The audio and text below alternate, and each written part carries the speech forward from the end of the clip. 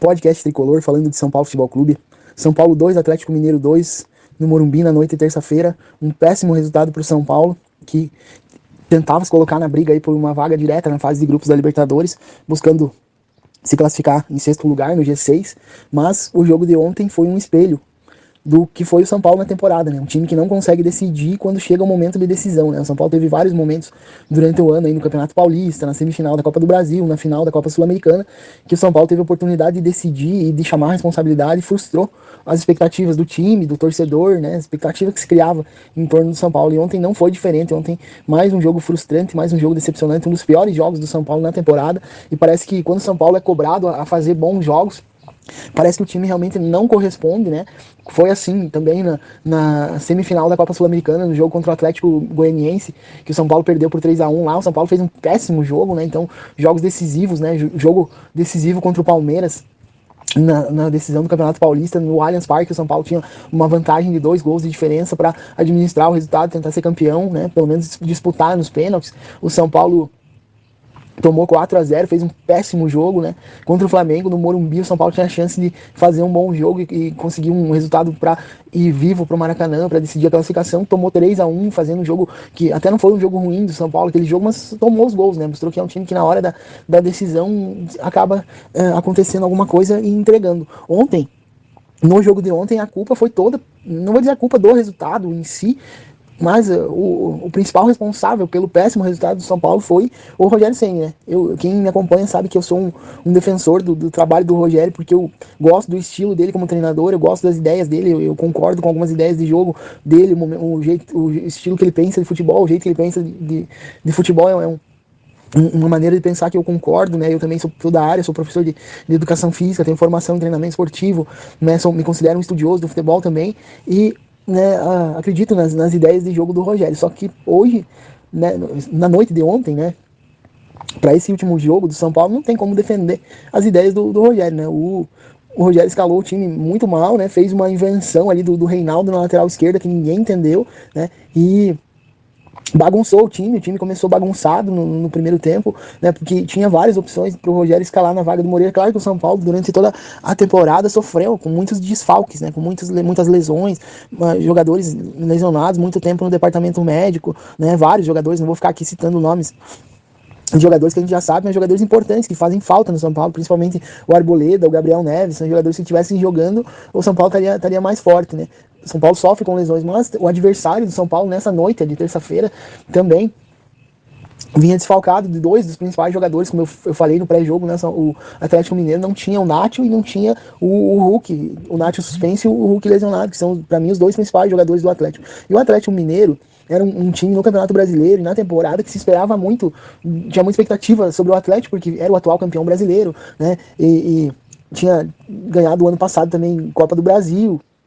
Então, o Atlético Mineiro, né, tinha muita expectativa do torcedor, da imprensa esportiva sobre o time, mas não conseguiu fazer um bom primeiro semestre com o treinador argentino, o turco Mohamed, e chamou o Cuca de volta pro time. Mas o Cuca não conseguiu, né, dar o retorno que o Atlético esperava. O Atlético vem fazendo essa campanha ruim no Campeonato Brasileiro, ruim para os patamares do Atlético, né, para o que se espera do Atlético, e foi também eliminado na Libertadores e na Copa do Brasil, e agora briga por vagas na pré-Libertadores ou vaga direta na Libertadores, né?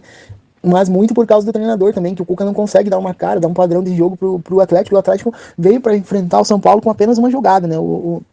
A estratégia do Cuca é abrir o campo, né, colocar os jogadores velozes pelos lados do campo, abrir o campo e cruzar a bola na área para os atacantes. E mesmo sem um atacante de referência, né, que o Atlético perdeu ali, o Hulk, perdeu também o Allan Kardec lesionado, que poderia ser uma opção, o Atlético insistia muito nesse tipo de jogada. Só que a escalação do Rogério com o Reinaldo na lateral direita, que ninguém entendeu, né, o Rogério, ele deu essa possibilidade dessa escalação do Reinaldo na lateral direita do São Paulo numa coletiva, se não me engano, foi na coletiva do jogo contra o Palmeiras, que ele treinou, né, que poderia escalar, mas era uma possibilidade muito remota, né, porque o time ficou muito desequilibrado, né, com 7 jogadores canhotos em campo.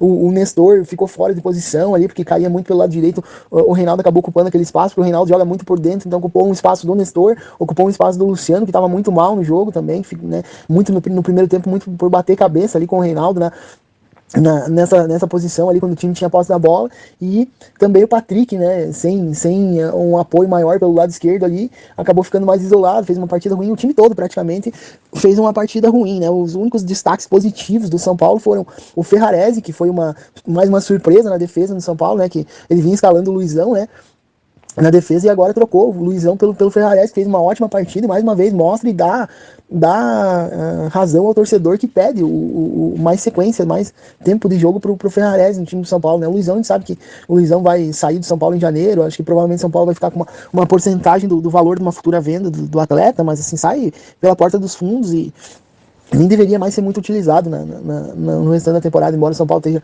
desfalcado de zagueiros, mas né, entre o Ferrarese e o Luizão, é muito melhor escolher o Ferrarese, que é um jogador que vai ficar no São Paulo pelo menos até junho do ano que vem, é uma opção melhor ali, né, e vem demonstrando qualidade do que optar pelo Luizão. Mas o Rogério, né, hoje, eu digo hoje, mas no jogo de ontem, né, acabou optando por inventar, né? O Rogério inventou e desequilibrou o time, né? Deixou o time desequilibrado. Poderia ter colocado o Rafinha na posição da lateral direita ali, claro que talvez mais postado na linha defensiva, mas usasse o Wellington pelo lado esquerdo, já que ele escalou o Wellington, e deixasse o Reinaldo no banco, né? Mas acabou optando pelo Reinaldo na direita, que bagunçou completamente o time, né? No primeiro tempo, o São Paulo foi mal, tomou um gol num pênalti duvidoso, né? A gente também abre um precedente aí para questionar um pouco a arbitragem do árbitro Braulio da Silva Machado, que é um árbitro que é sempre tendencioso contra o São Paulo. Ele foi o árbitro que apitou o jogo do 2-2 contra o América na Copa do Brasil, que o São Paulo estava ganhando por 2-0. Ele expulsou o Miranda, deu pênalti pro América também, um pênalti duvidoso, né? E esse pênalti que ele marcou ali, ele marcou no campo, e era um pênalti absolutamente de interpretação, nem teve muita análise do VAR, nem teve muita discussão, porque, na minha opinião, o Pablo Maia, né, tomou uma bolada no braço. O Pablo Maia estava com o braço abaixo da cintura, foi se defender da bola e tomou uma bolada, e o árbitro marcou o pênalti. E eu tenho a impressão que quando é contra o São Paulo tem uma interpretação e quando é a favor tem outra. Se tivesse sido um lance a favor do São Paulo, eles iam ver e rever e olhar por todos os ângulos possíveis para tentar desqualificar o pênalti. E quando é contra o São Paulo, a bola nem encostou quase no braço do jogador. Antes da bola encostar no braço do jogador, o árbitro já estava apitando o pênalti, mas faz parte, né? O São Paulo saiu perdendo o jogo, conseguiu empatar e virar muito na raça do Caleri, né? Num escanteio, numa sobra de bola, ele enche o pé de dentro da área, empata o jogo, e depois, 10 minutos depois, né? Depois de muita catimba do Atlético Mineiro, que não veio para jogar, né? O Atlético Mineiro veio para conseguiu um resultado que queria e saiu satisfeito com o resultado do empate, que para eles foi quase uma vitória, e para o São Paulo considerado uma derrota, como lá no jogo do primeiro turno, lá no Mineirão, o São Paulo com um jogo bem desfalcado, com um time praticamente em reserva, jogou contra o Atlético completo e conseguiu um empate em 0-0. Para nós teve um gosto de vitória, para eles teve um gosto de derrota. Hoje eles devolveram, né? Então vieram para empatar o jogo realmente no Morumbi, né? Porque sabem que o São Paulo no Morumbi, diante da sua torcida, se tá bem organizado taticamente, é difícil ser batido, né? Só que hoje, nesse jogo, o São Paulo deu muita brecha pro Atlético Mineiro conseguir um resultado positivo, né? Deu muito espaço ali nas costas do Reinaldo pela direita. Como eu disse, o Cuca alargava o campo, né? E uma jogada só do Atlético serviu para eles conseguirem empatar o jogo no final ali, nos últimos 15 minutos do jogo, quando o Rogério, além de ter errado na escalação, errou também nas substituições, né? Muito mal nas escolhas das substituições. Ele tirou o Reinaldo da lateral direita, colocou o Luan junto com o Pablo Maia e trouxe o Luizão para a zaga, para ficar uma zaga com o Luizão, Léo e Ferrarese.